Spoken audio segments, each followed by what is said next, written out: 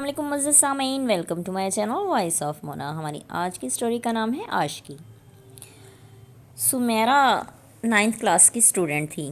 وہ 6-7 بہن بھائی تھے، سب مختلف اسکولوں میں پڑھا کرتے تھے۔ سمیرا پرائیویٹ اسکول میں تھی، اچھی خاصی لائق تھی، صورت شکل بھی ٹھیک ہی تھی۔ ہم اکٹھے ہی اسکول جاتے تھے، واپسی پر بھی اکٹھے ہی آتے۔ پہلے سمیرا کا گھر آتا تھا، پھر ہمارا۔ صبح بھی ہم اکٹھے ہی اسکول جاتے۔ آج واپسی پر اسے پہلے جگہ مل گئی، وہ چلی گئی۔ دوسری گاڑی آئی، اس میں ہم 3 لوگ بیٹھ گئے۔ اسٹاپ پر اترے ہی تھے، روڈ کراس کر کے وہ ہم سے تھوڑا آگے تھی۔ ہم باتیں کرتی ٹہلتی ہوئی، ہنستی کھیلتی جا رہی تھی کہ سمیرا کا ہاتھ پکڑے محراب کھڑا دکھا۔ وہ اسے زبردستی روکے ہوئے تھا، پھر ہمیں پیچھے آتا دیکھ وہ اسے وہیں چھوڑ کر آگے چلا گیا۔ وہ رو رہی تھی۔ ہم پاس پہنچے تو کیا ہوا پتہ نہیں، روز ذلیل کرتا ہے، روز راستہ روکتا ہے۔ میرا گھر بتایا؟ نہیں، تمہیں پتہ ہے میرے گھر والوں کا، میری پڑھائی بند کروا دیں گے۔ لیکن ایسے بھی تو ٹھیک نہیں ہے، تمہیں کوئی نقصان بھی پہنچا سکتا ہے۔ وہ پٹھان تھا اور کافی عرصے سے یہاں رہ رہے تھے۔ اس کے باپ کا لکڑی کا ٹال تھا، اپنا جو ہمارے راستے میں ہی پڑتا تھا۔ اس کے باپ کو شکایت لگائیں؟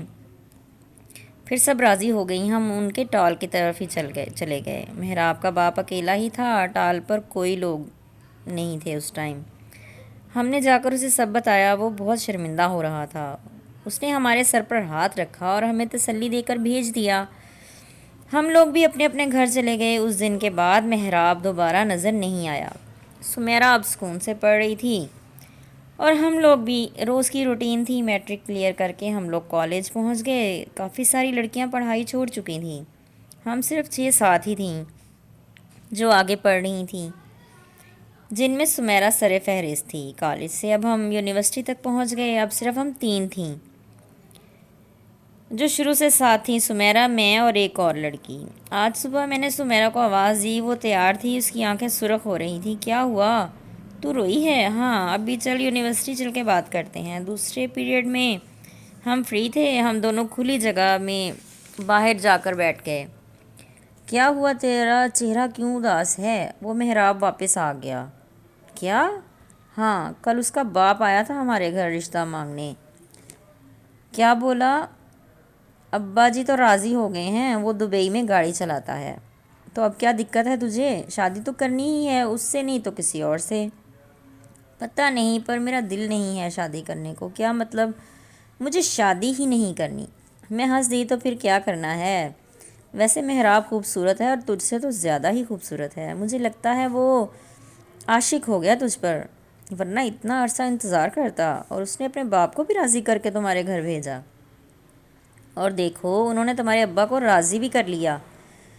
میری مان خاموش رہے۔ اچھا ٹھیک ہے، میں کر بھی کیا سکتی ہوں، یہ بھی سچ ہے۔ چھٹی میں ہم لوگ گھر آ گئے، پھر 1 ہفتے بعد سمیرا کی منگنی تھی۔ وہ بہت اہتمام سے سب کچھ کر کے گئے۔ ساری پڑھائی ختم ہونے کے بعد شادی کرنا تھی، اس میں ابھی کافی ٹائم تھا۔ ان لوگوں نے کچھ بھی لینے سے منع کیا تھا۔ پھر پتہ چلا کہ سمیرا شادی کے بعد دبئی چلی جائے گی، محراب کے پاس۔